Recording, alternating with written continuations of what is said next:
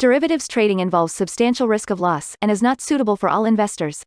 Past performance is not necessarily indicative of future results. So stressful when the world's on fire. Good God. I can't look at this, guys. Like, my strategy is you buy it and you hope that you gotta get spotted. Yeah, but we all think you're crazy. You don't fight this. No way. The markets are freaking out and you don't think that anything is wrong? Come back tomorrow and I'll lose it all. Should be fun. Good morning, everybody. Sorry I'm late. I just lose track of time sometimes. I had a couple of technical issues too, but I need to hire a Seth manager. All right. So, you can see here, yesterday was a holiday.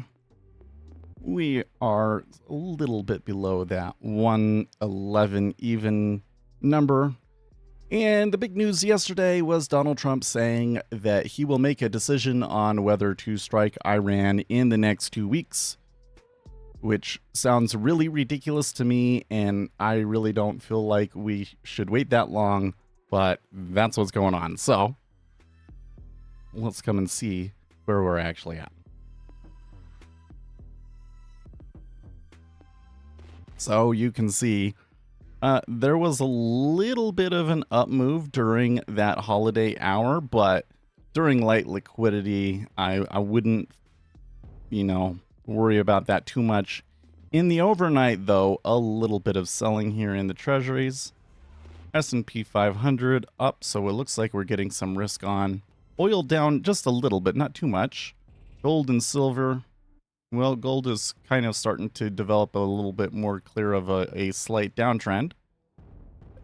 And silver is giving up more gains. Kappa is actually looking okay. So a lot of things consistent with a risk-on move here for the Friday. Japanese yen halted its downward move a little bit. And the dollar right there, 98.13. Oh, yes, and of course, Bitcoin up a little bit. I have not had too much time to read around, so hold on. You know what happens is I will be like reading something and it'll get me thinking about that thing. And then I just keep thinking about that and everything else goes slower. Okay. Let's pop over here and make sure I didn't miss anything. Oil prices extend losses as Iran rejects zero enrichment as condition for U.S. talks. Why would that hurt oil? A series of headlines, some contradictory on where things stand with Iran nuclear negotiations with the U.S. sent oil sliding, then pumping, then extending losses again. One senior Iranian official told Reuters that Iran is ready to discuss limitations on its uranium enrichment, while a quick follow-up headline said zero enrichment will undoubtedly be rejected by Iran, especially now under Israel's strikes. The official said, the role of European powers is now more prominent as Tehran is unwilling to engage with U.S. amid Israeli attacks. After that glimmer of hope offered for negotiations, the clarification that nothing has in fact changed sent oil dropping further Friday morning. See, why would that send oil dropping? Doesn't make sense. Oil's decline Friday was stayed on track for a third straight weekly increase following the White House's postponement of a decision regarding U.S. participation in the Israel-Iran conflict. Okay. Wow.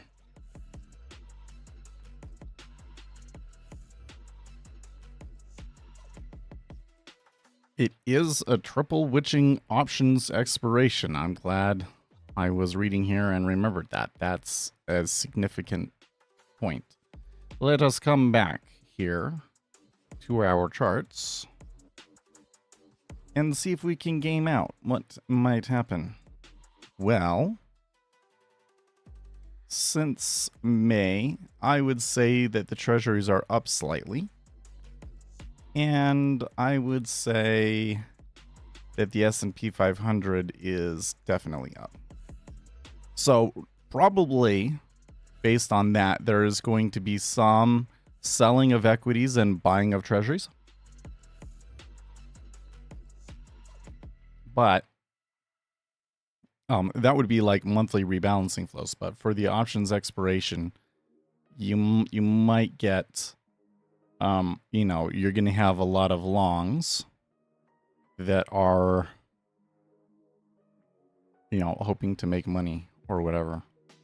So it might be interesting to go and look at where the biggest strike prices are and where we're going to get pinned. Yeah, and especially since it was a holiday yesterday, SPOOs are going to be really likely to get pinned, huh? So that's probably the play, is that equities are maybe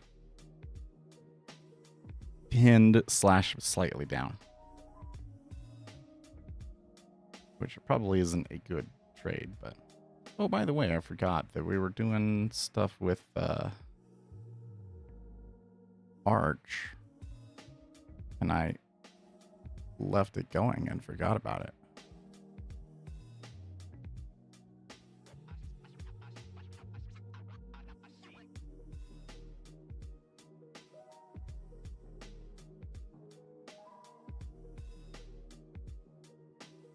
So Uzi says big strikes on ZN by volume 111, evens on calls, and 110.24 on puts.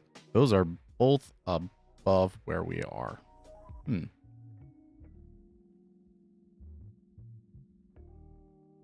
But that would kind of suggest that the options market makers at least would prefer things to move up, wouldn't it?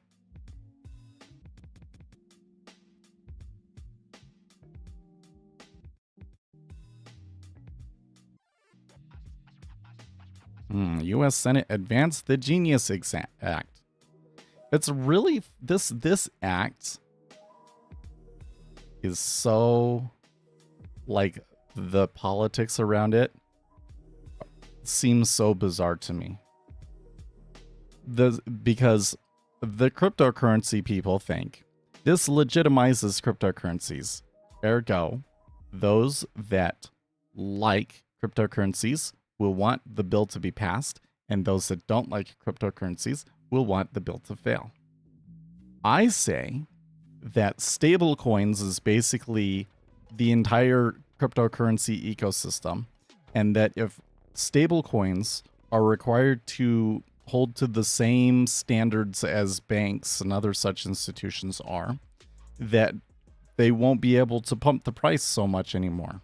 So I think that this bill actually hurts the cryptocurrency industry. It kills it. It kills cryptocurrencies. It makes it legitimate, but it also removes the thing that was kind of driving it. So I want this bill to pass based on my reading of it.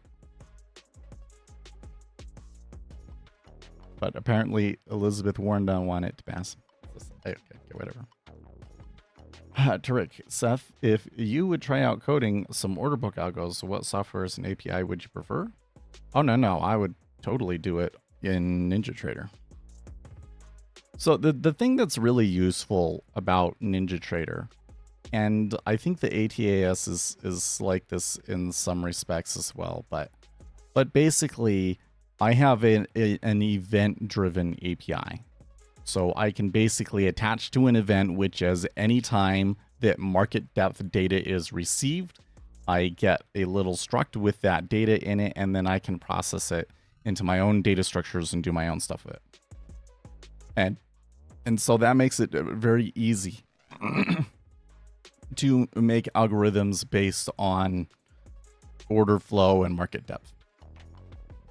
Over here in Sierra charts, which we're about to pick up in a second, it's a total pain in the butt because everything is like so abstracted and hidden from you. You don't know if you'll actually even be able to do what you want to do half the time. Because, like, as an example, I tell you what, it's so hard doing this because I don't want it to turn into let's just shit on Sierra charts, but at the moment that's how I feel. Okay, there's some things about the way that this works that frustrates me. So here they've created a couple of files. They call them studies. There's like studies 0 through 8 or something like that give you some example code to use to say, you know, how do things work in Sierra charts? Okay.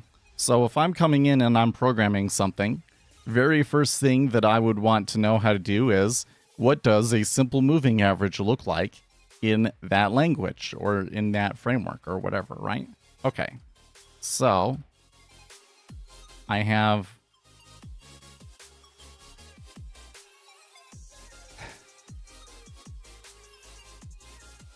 I create a subgraph and I have an input. Then there's some defaults. So I set the name of the graph, the description of it, like some colors and stuff. Okay, that's cool. So almost any like really good platform is going to have something like that. That this is the stuff that's like the user sees when they're adding it and changing the settings and stuff, right? Okay, do data processing. What do I do? Okay, first I have to find out where I start from, which is based on the input. So if I'm saying this is a 10 period moving average, then my start index is at index 9 because it's a 0 indexed array. Okay, cool. And then what do? Oh, I pass everything into a simple moving average method. So like this is not showing me how I actually performing a moving average because it's in some other method that goes somewhere else. It's not inside this class. And can I see the code of that? Oh. It's not, I don't think that it's actually even in any of the files that I can, like the code that I can see. Right? So, like, it might be possible to program them with Sierra charts, but it's like a really big pain in the butt to do.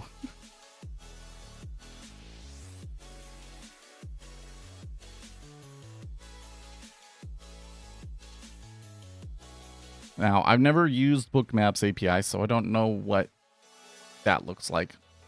What subscription would be required for NinjaTrader? Yeah, basically any of their paid subscriptions work. Frankly, you can do all of the programming and everything for free. You just get a demo license and connect it to your existing data broker. But if you actually wanted to trade, then you're going to have their APIs.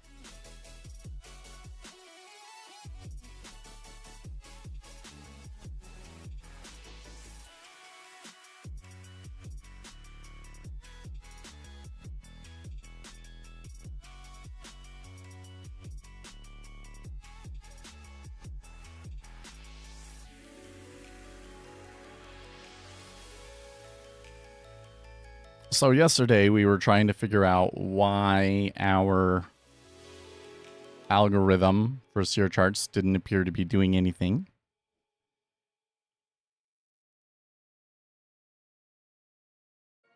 I'm wondering if I do this, if I just set that current sum to be 1 first.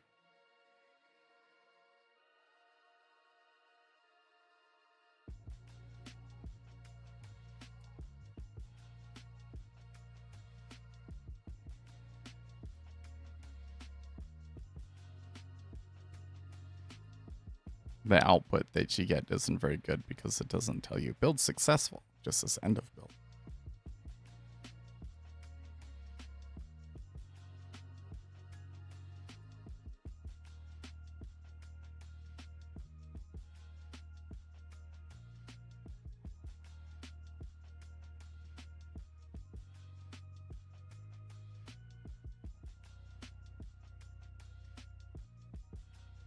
Oh, okay. So it actually is doing something. It's saying it's 1 the whole time. Let's get rid of this one because that's going to confuse me. And maybe we can even make it the window a little smaller. Here. There we go. Okay. So that part is working, but it seems like that this part is not.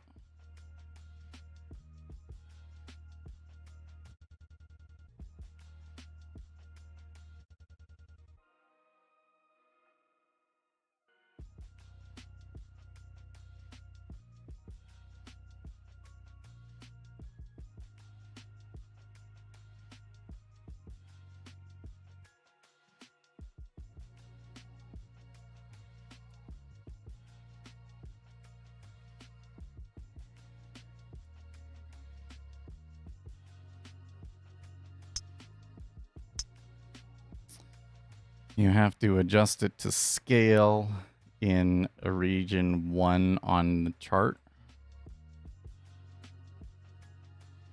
Well, okay. How do I do that?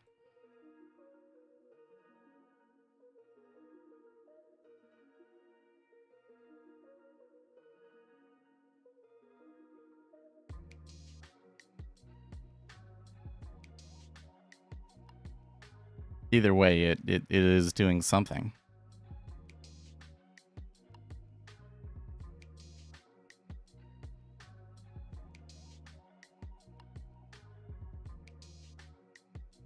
What if instead of this, I said current sum equals 12?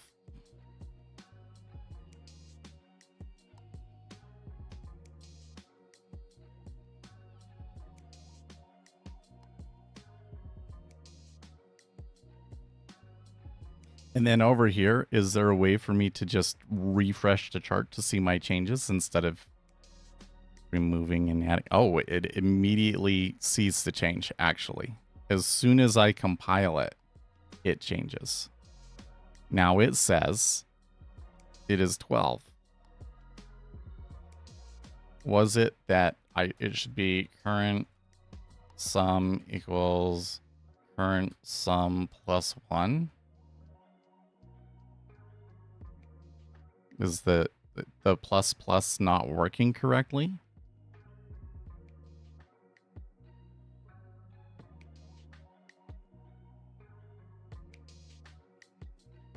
I build.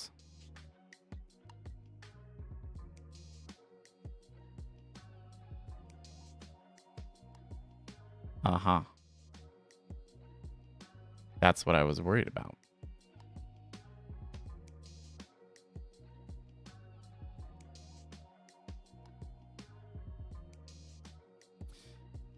Okay. So that's kind of weird. So first of all, an int reference, doing plus plus to an int reference apparently doesn't actually just add 1 to it. Okay. Adding 1 to it works. It's adding 1 to it basically every time that it ticks. So what's really happening is every time that the chart ticks, which is on a regular interval, it runs all this.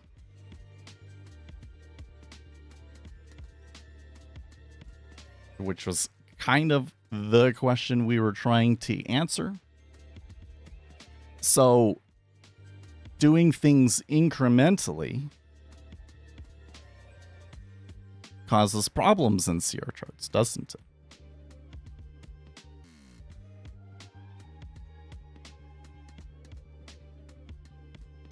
So I think that I want to, yeah, I think I want to ask the LLM.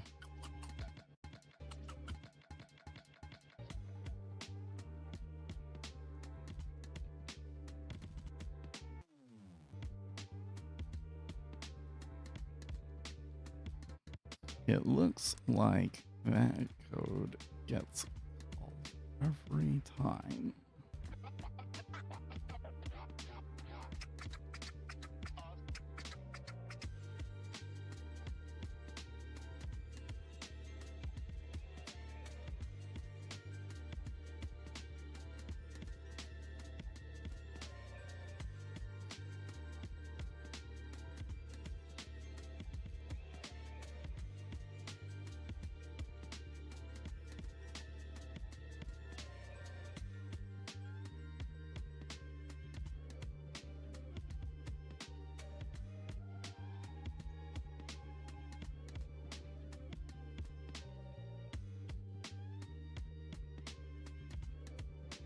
What's your LLM setup like? I'm just asking ChatGPT. I kind of need to get on running a local LLM, don't I?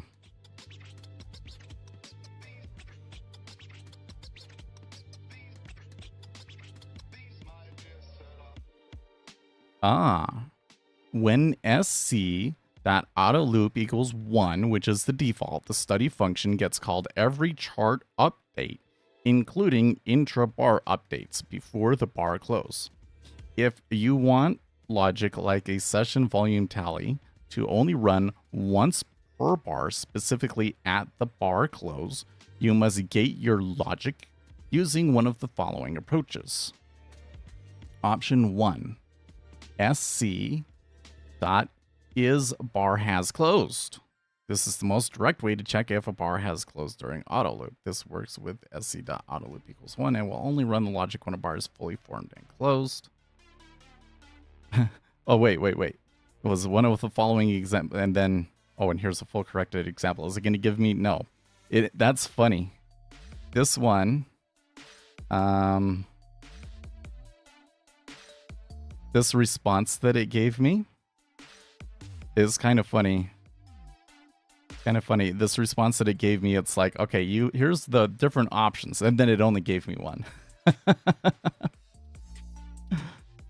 I'm gonna say bad response.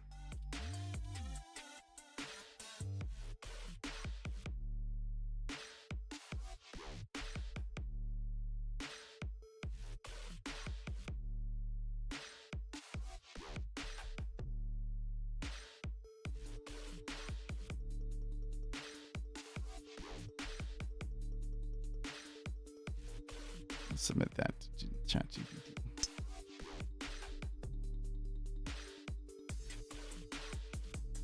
Okay, so I can basically in here say if sc.isBar has closed,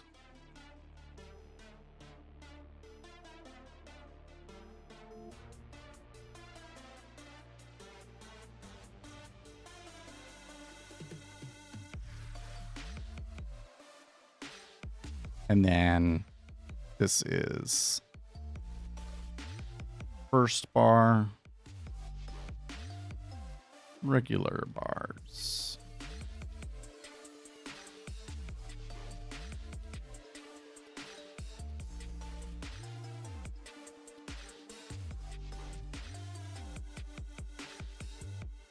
Build.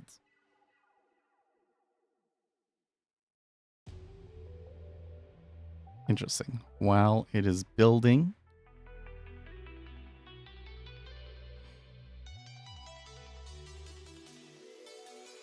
it's still doing what it was doing before.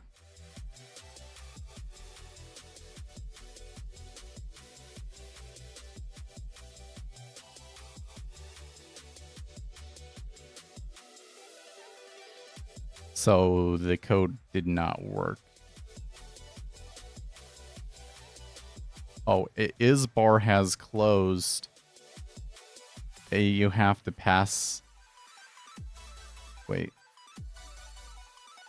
if you ever switch auto loop equals to 0, you have to write your own loop over bars and check is bar has closed manually.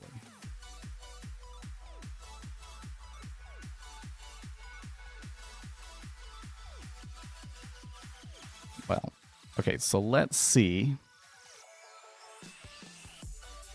if Zero Charts has documentation on this. Yes, it does. This documentation page provides an explanation on how to work with the 3 most common arrays in the Sierra Charts Advanced Custom Study.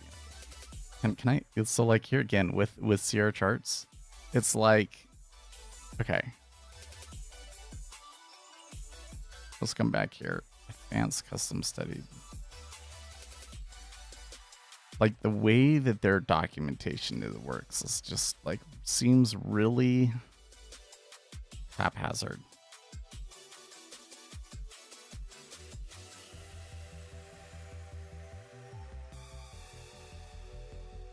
Okay, whatever.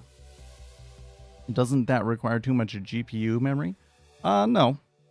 I mean, so basically what happens is they scale the models down. So your model won't be as good or as accurate, but they have cheaper models that can run on less memory.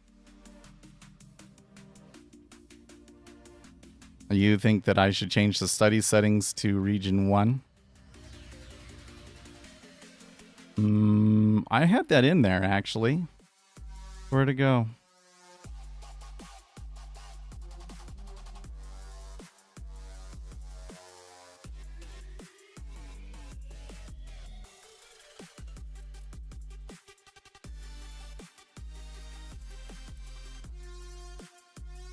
sc.graph region.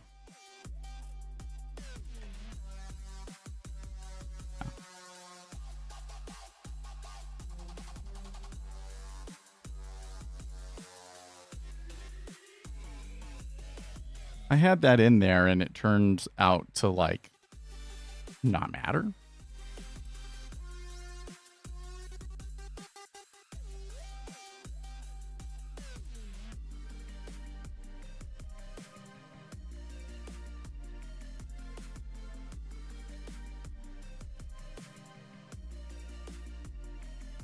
Still runs every bar. Go to the chart.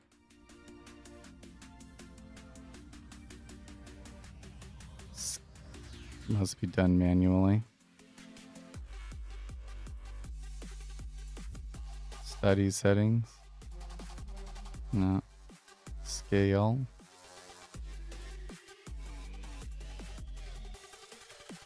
I mean, it's adding another section down in there, and it's... Oh, I guess it's not drawing my line, is it? And even, I bet, even if I remove it and add it back on there. Studies. Remove.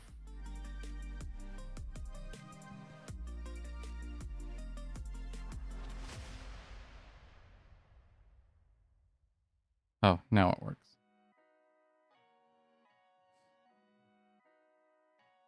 Oh, hey, look at that. It even did it historically. Historically. Except for that, then when we get to here, it does it every bar. Even though I have it set to sc.isBar has closed. Okay, so understanding looping. The 2 methods of looping are automatic looping and manually looping. These are exclusive of each other, and you will never use both methods of looping in the same function. Otherwise, you would cause significant inefficiencies. The preferred method is automatic looping, which is sc.autoloop equals 1. The 3 most common arrays you work with is base data, subgraph data, subgraph dot arrays. sc.base data arrays contains the data for the main price graph on the chart. The sc.base data arrays are used as input data to your study. The sc subgraph data arrays are for your study's displayable output and can be used to hold the results of background or intermediate calculations. There are also extra arrays, subgraph arrays. They can be used to hold the results of background or intermediate calculations for a subgraph data array that is graphed on the chart. Next two sections provide examples on how to work with these arrays. A good way to understand how to organize your study calculations and use the subgraph arrays to hold the results of these calculations is to ask yourself, how would I do this if I were using one of Sierra Chart spreadsheet studies? Oh, thanks. That's super useful because I've used that feature so extensively.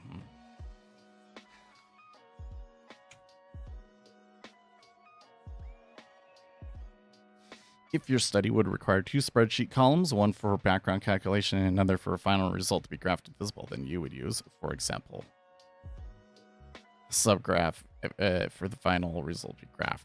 Blah, blah, blah, blah, blah, blah. Base data arrays have two indexing operators. The second indexing operator is for accessing the individual values, of course. The second indexing operator, the first element starts at 0. The last element is array size -1. An index value of 0 is the leftmost bar in the chart. Okay. So this is backwards from what I thought it was going to be. Or that's backwards from what it is in NinjaTrader and could be a problem for us.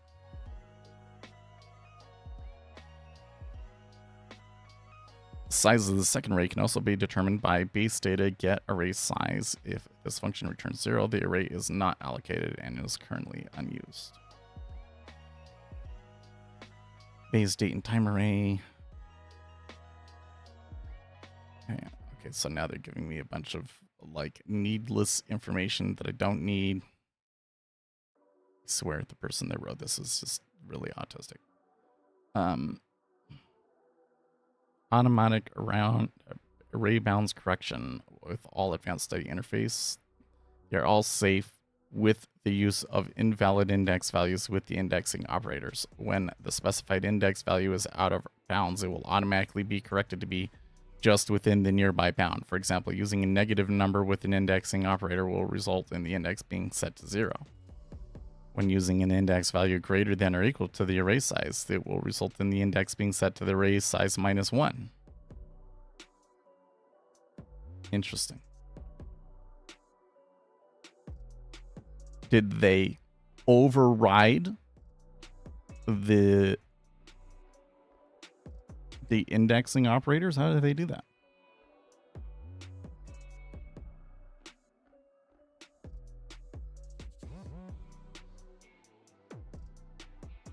Well, either way, it's pretty cool.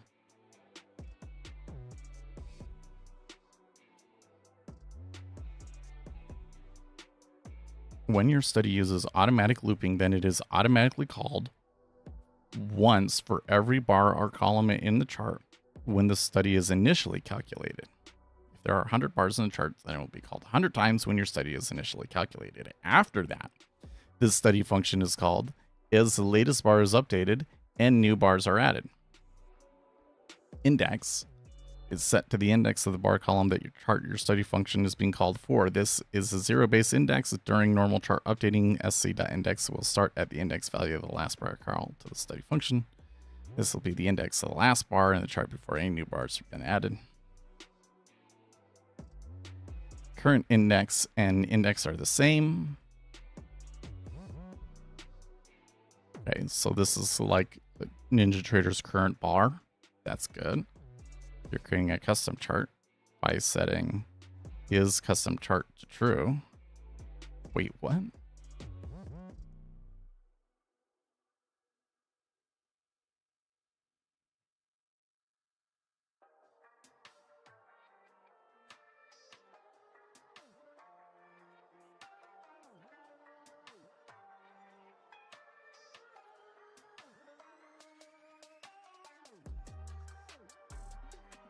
All right, automatic looping is activated by setting auto loop equals 1 in the code block at the top of your function for setting the defaults and configuration when you create new advanced custom study file. The template function in that file sets this variable to 1. Therefore, by default, automatic looping is done for new functions. However, if auto loop is not set, then its value will be 0 and automatic looping will be off.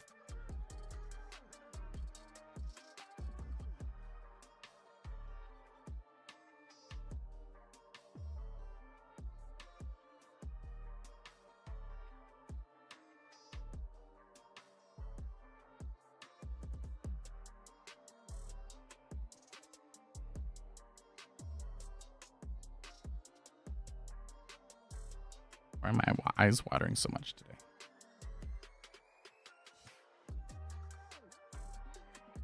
We should check over here on our still updating. Okay.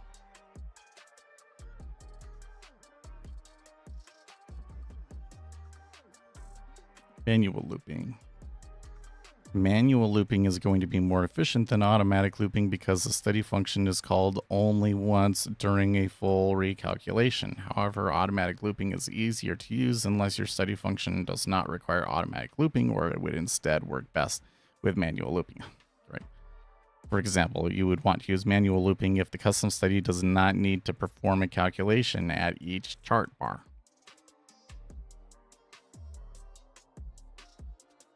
Needs to be properly implemented. If not implemented using update start index, then it becomes very inefficient. The sc.autoloop is set to 0, which is the default if it is not specified, and the default is code black at the top of the study function. Then manual looping is specified, and you need to use a for loop in the study to iterate through all the base data and subgraph array elements. So basically, you could duplicate the auto loop behavior yourself.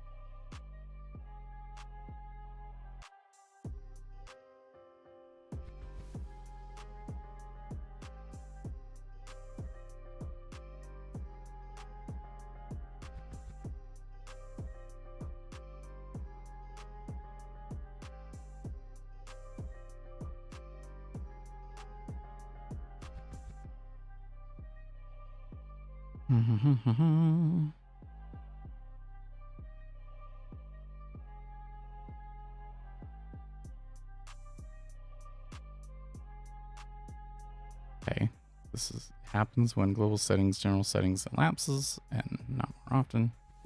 This is why a lot of people, they get caught up on like what is the update interval in NinjaTrader. It doesn't work like that as far as I understand. It's just all event based.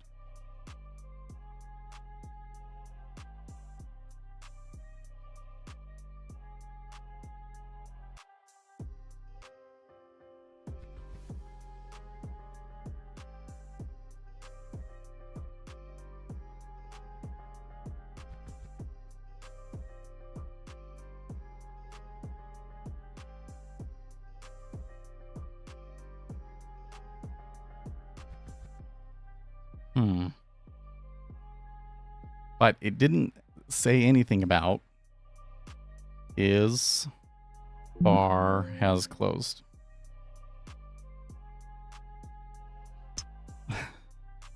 So we learned some interesting things about when stuff updates, but didn't tell us the thing we wanted to know, which is how do I set code to only draw when it's the end of a bar?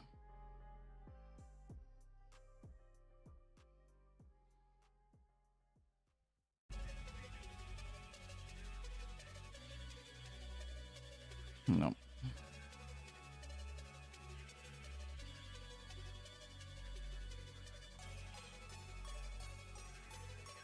It's basically, it's like, I need to calculate, you have to have it set up so that the output of this is the final thing, and you can't do interim.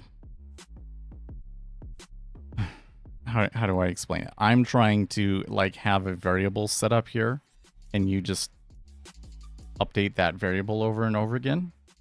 But if you do that, if it's only supposed to happen at the end of a bar, problems, essentially.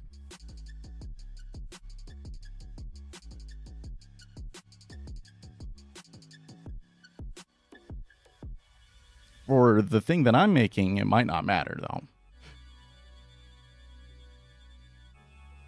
For this one, our little test, it does. So this is bar has closed. I don't think actually gets used. Oh, I searched for auto lead. Zero charts. His bar has closed.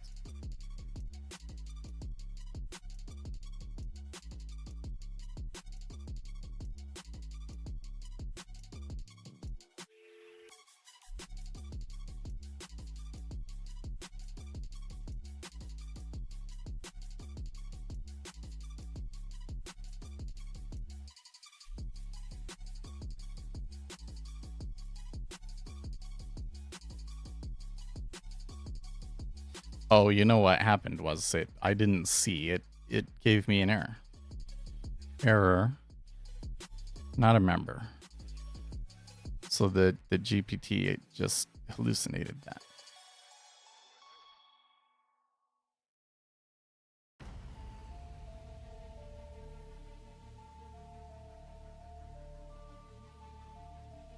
How to tell when the current bar is closed?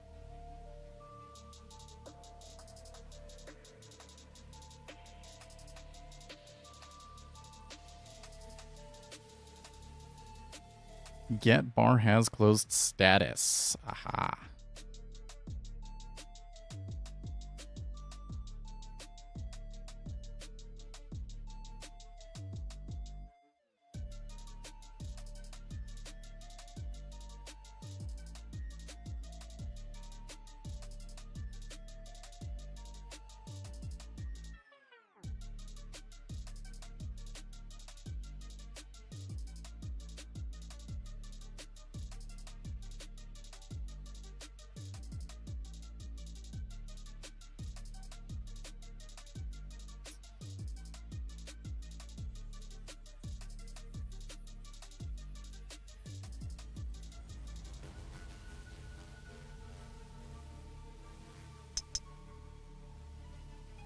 Oh, it has several return values? Okay.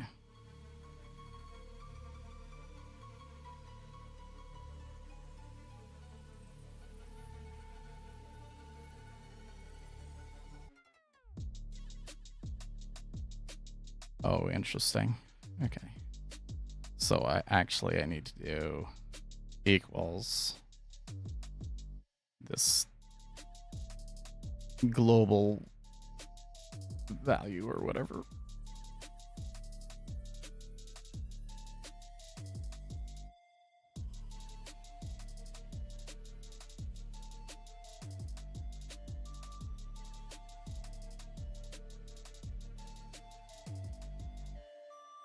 Aha. And now over here, it has stopped updating. Actually, it went to 0. Wait, what the fuck? What?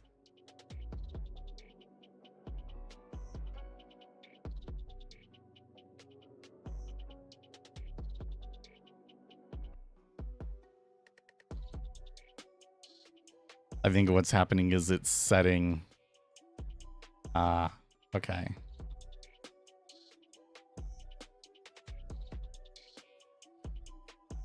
I need this. Needs to be outside.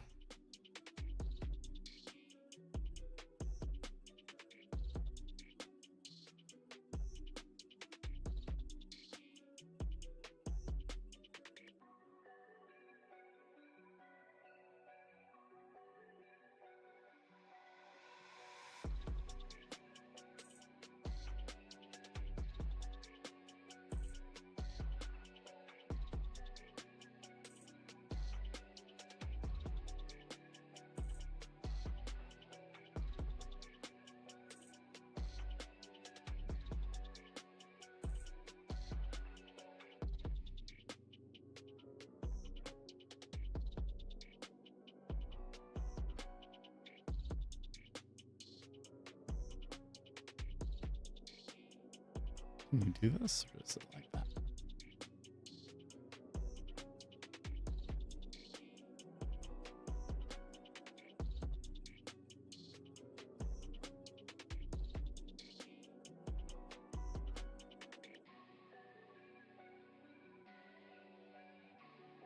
What are you up to? We are trying to do some CR charts programming. Okay, so if it's the first bar, then the current sum equals 1. Else if get bar has closed, status bar has closed.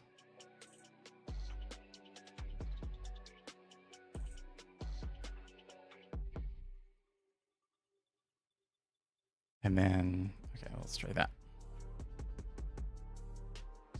Because what was happening was, where's zero charts? Right here.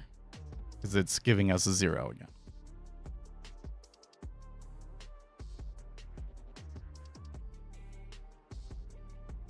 Because half of the time it was not, it was saying, oh, well, we're not in a bar that's closed. So there we go. And now it's giving us a number. And oh, I wasn't watching. I wasn't fast enough. It says 55,136.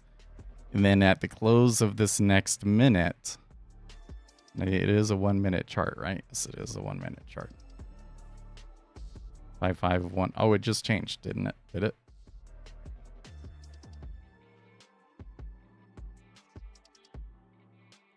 I don't think it actually changed at the top of the hour, which is interesting.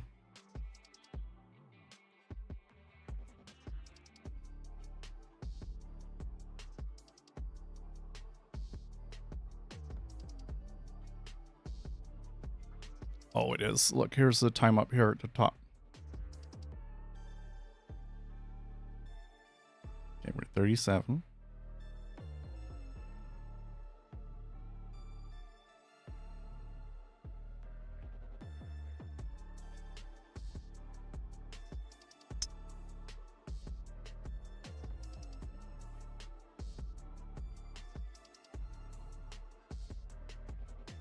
$38. Okay. Bravo, bravo, sir.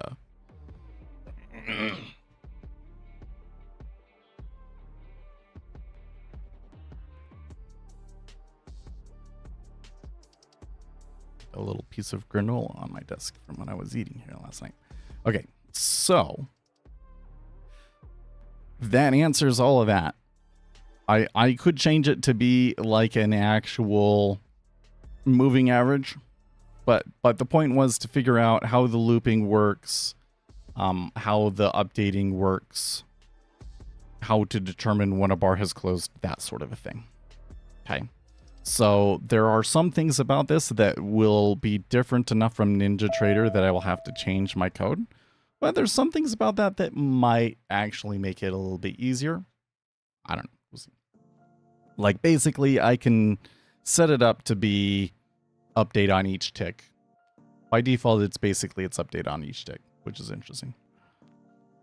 So I guess the next part, are we getting anything here in treasuries? Well, they are moving up, but nothing too crazy yet. So then the next thing is doing volume. How did I do the cumulative delta stuff? I did do it before. Unfortunately, I don't think I still have that code.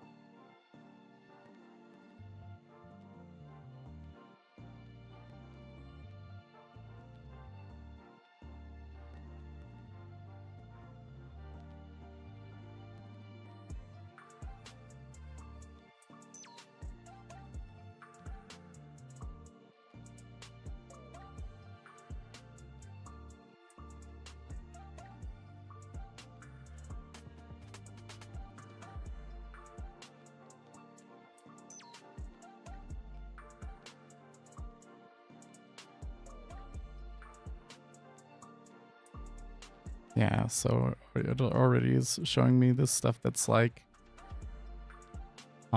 in base data there is bid volume and ask volume.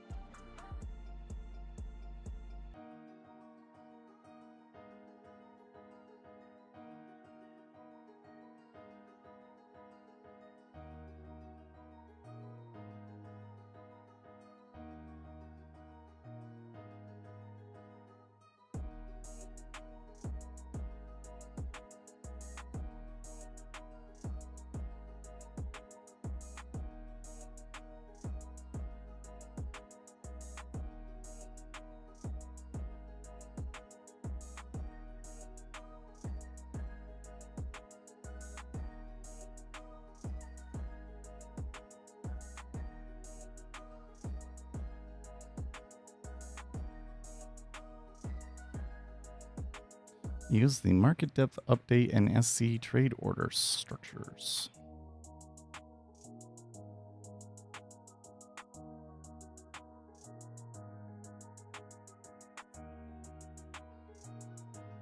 SC get time and sells. SC get bid market depth entry at level. Get ask market depth entry at level.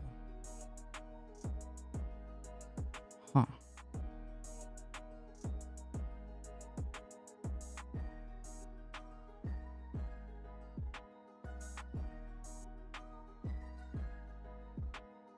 So here again, I have to be careful, like the LLM might be hallucinating this code.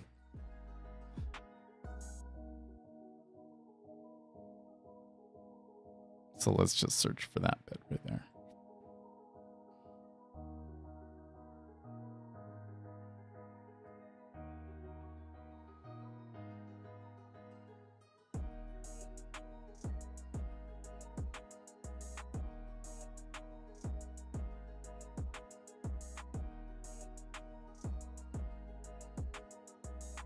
Interesting that it gives me the support board.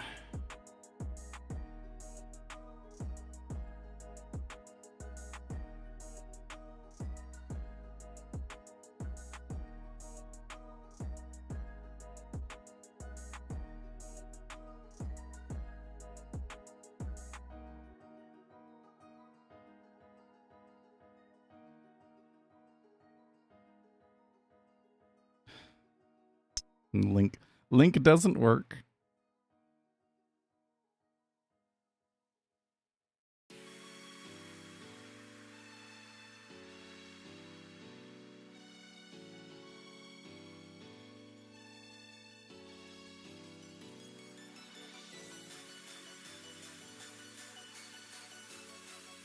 Oh, that just took me in a circle.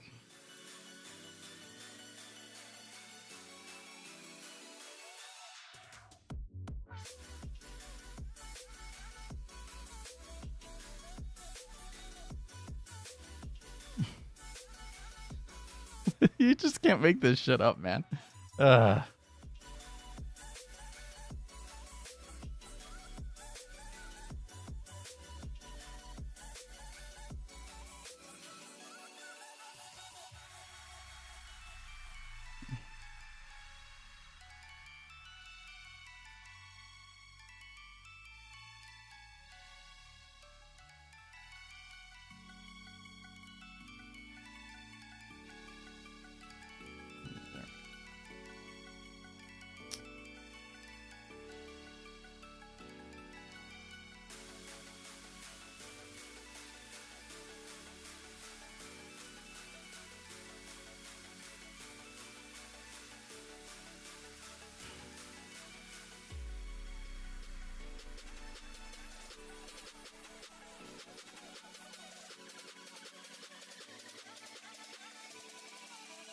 There's the circle. I come in here. Okay. Refer to this documentation over here to get trade statistics for symbol. It takes me to a different page where it doesn't take me to the spot on the page. So then if I search for it again, all I get is one reference that just takes me back to where it says, oh, go here, and right, it's a circle.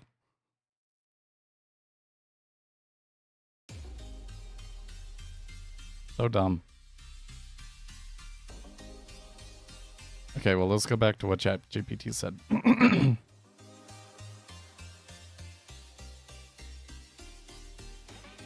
Oh, that's right. We were searching for this.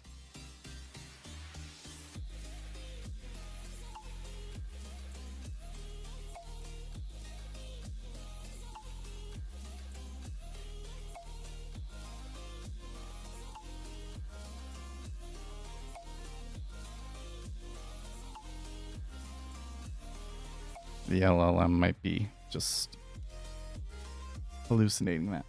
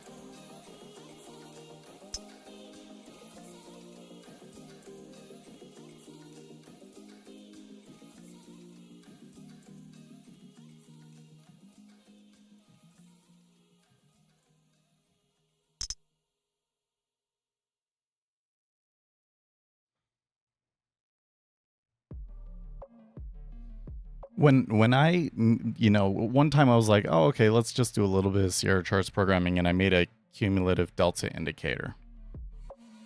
And I remember spending less time than this.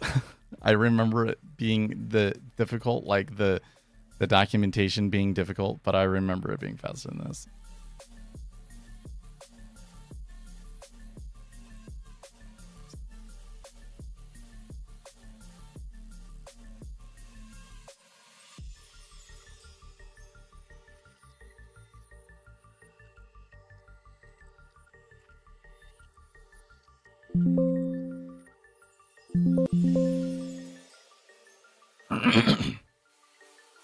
Okay.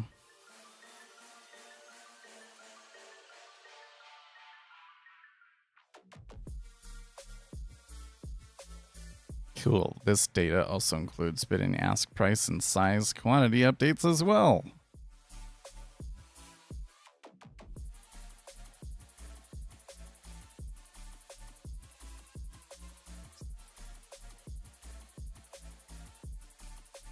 Time and sales iteration example.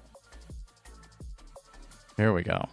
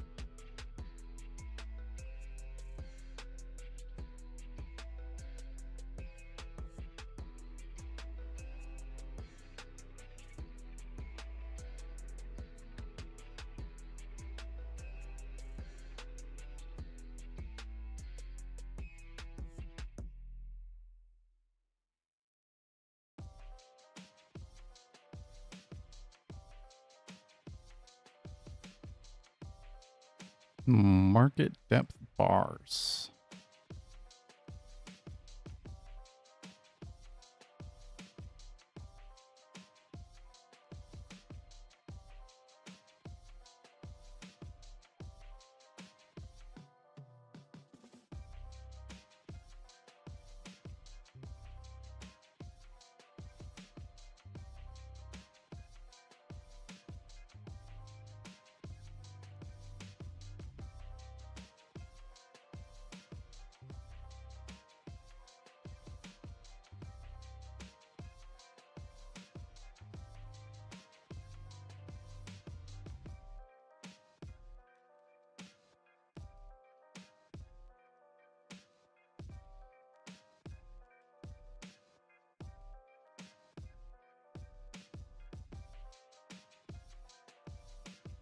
Hmm.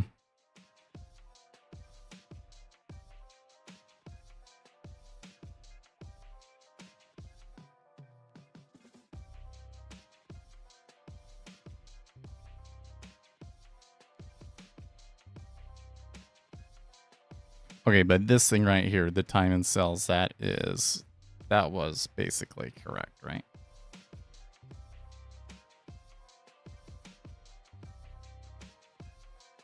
Hit time and cells. Except for that it was type is not SCTS trades.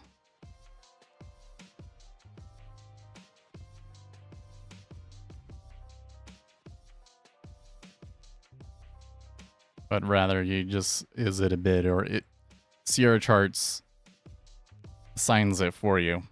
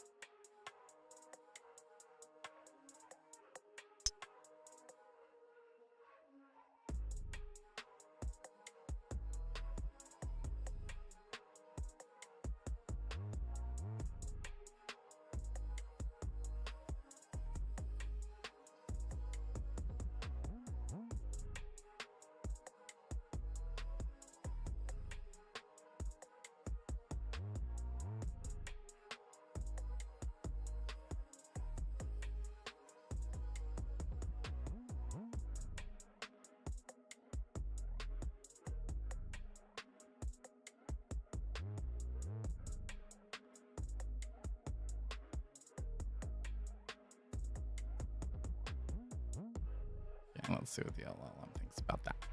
You can access individual market depth updates using market depth update function.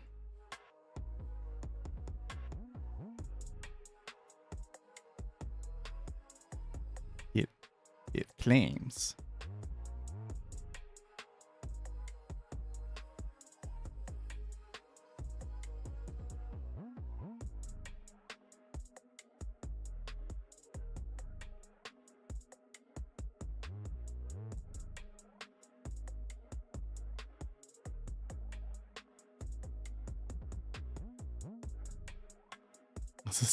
this LLM, Google's LLM, also thinks, oh yes, this is a function. Here's how it works. But then when you start searching for, like, the documentation for it, no, it doesn't. It doesn't exist as far as I can tell.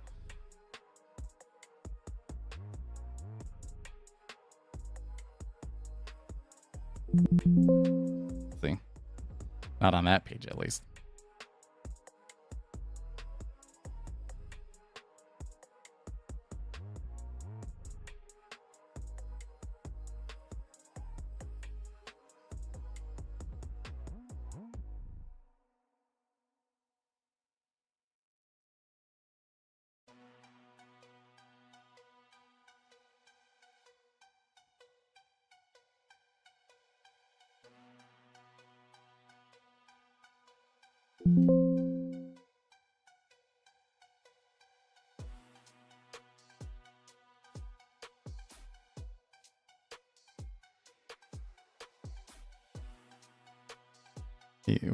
What is this called again? ACSIL.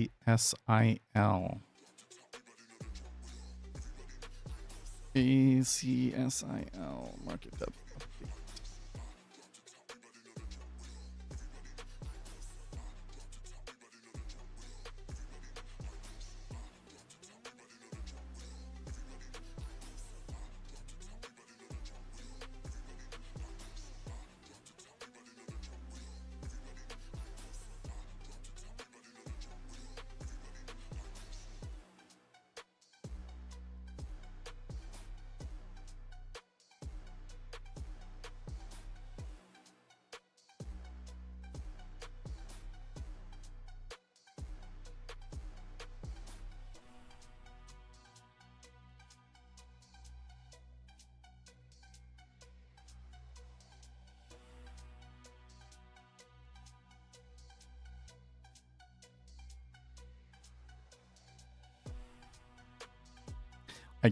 This is like the perfect example of where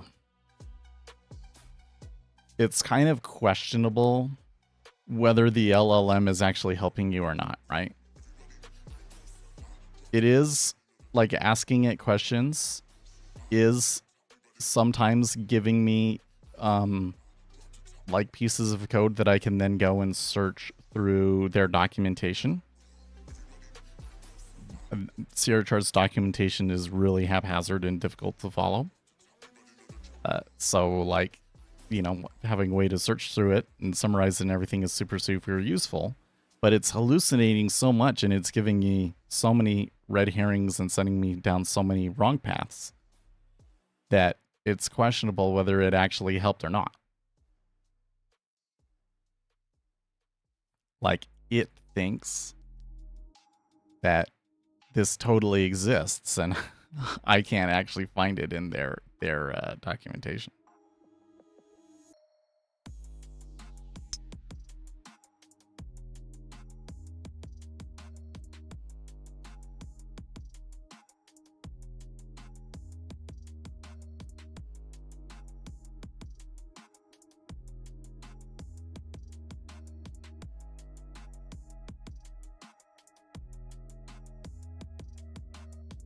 See, it made that global up completely. So pretty much everything in here is hallucinated by it.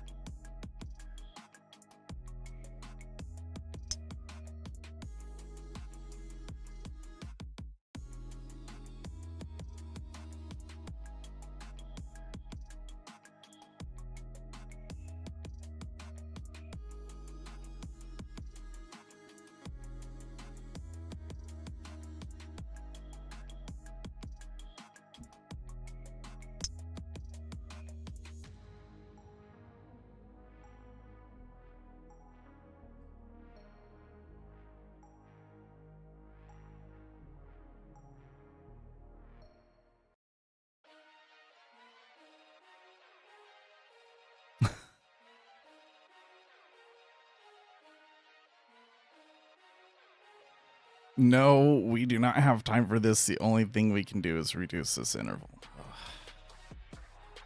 It's just such an unprofessional reply, man. What you do is you say, it's a good suggestion, but we're really, really busy. So what we'll do is we'll put this in the backlog.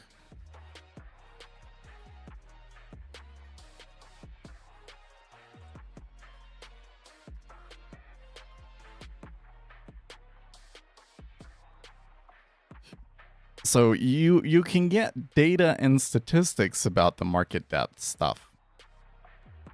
But they've basically assumed like this is all that you would ever want to get from market depth, and we'll do it for you. And then, okay, but did we go too far? No, this right here. This is what we need. This is what we need for sure.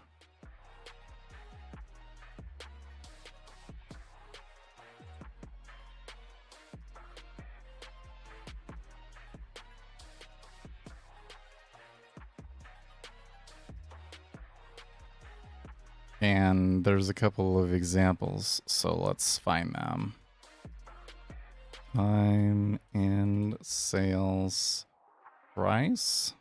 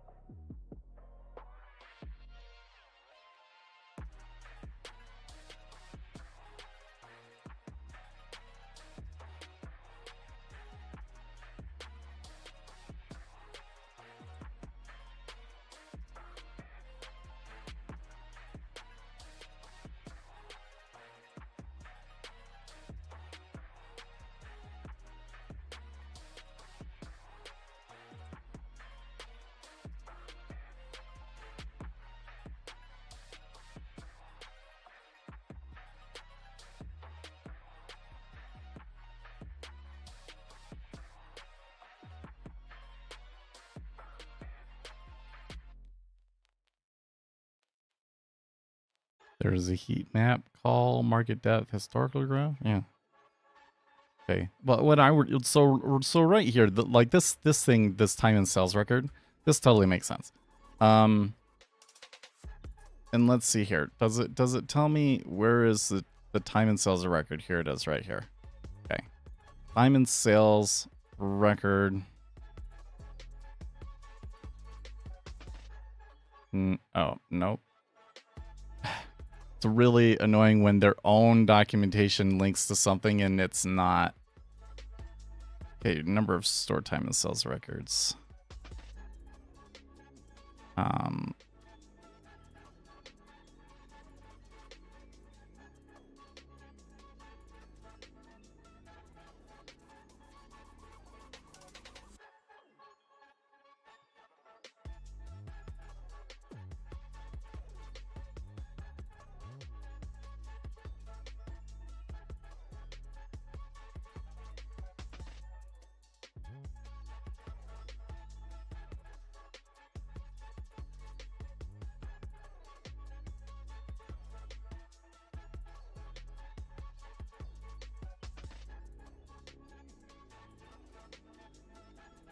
So it comes in here.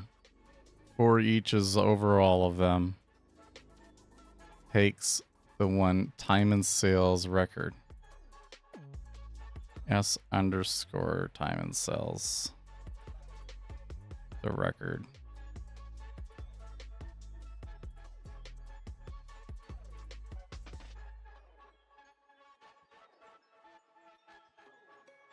Time and sales record dot type. Yes, bid ask values.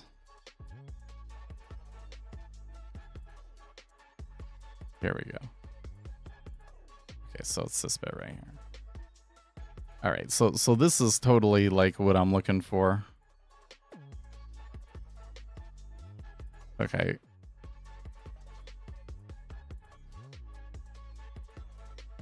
Maybe this will lead me to it.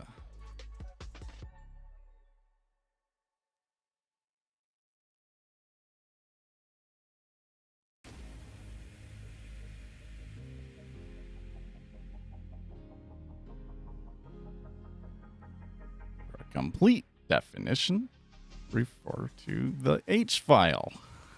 Thanks.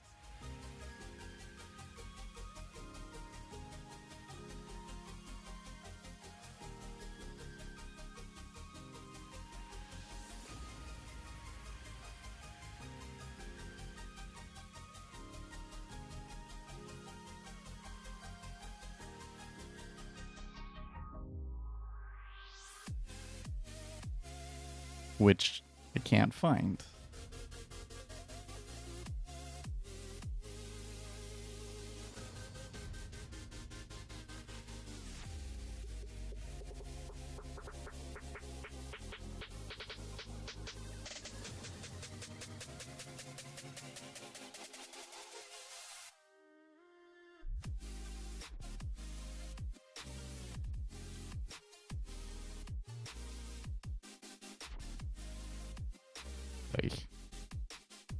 I made a mistake of double clicking on it. I found it in the folder, but then I double clicked on it instead of right clicking on it. So how come it's not showing up in here though? There it is. There it is. Okay. So now we're looking for time and sales.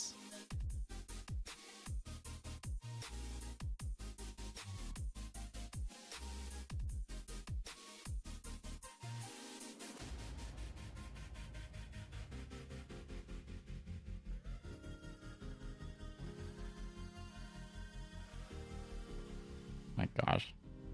Well, for more information on this, go into this 4,000 line file. Wait. No.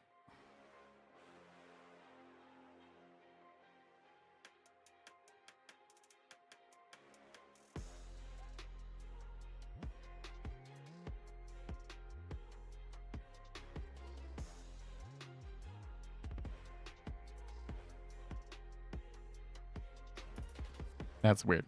The exact S underscore time in cells is not there. Hello? What is up? Or actually, we're closing things down. It's time for me to go. Sierra rabbit holes are endless. I know, it's just not.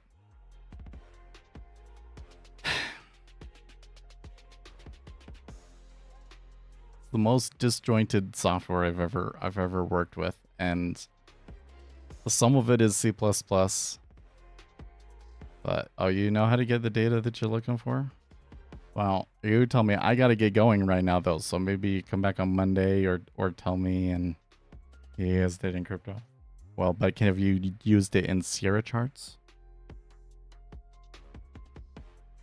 If you've done it in Sierra charts, you can send me a bit of code over Discord or something like that. But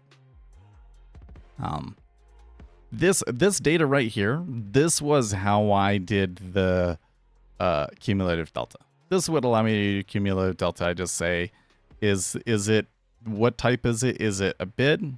I add it to this, and if it's an ask, then I add it to this. But this isn't like this isn't like real documentation. This isn't like, okay, where are all of the values of these, like these records? When it gets that, so it returns a time and sales array. And then what are the values of that? It's just really terrible. But yeah, let's go. I will see you guys. I'll have more time to work on it over the weekend. So, by the way, one last thing I should check is if we finished this. Yes. It's closer. It's getting closer. All right, guys. I'll see you Monday. Stay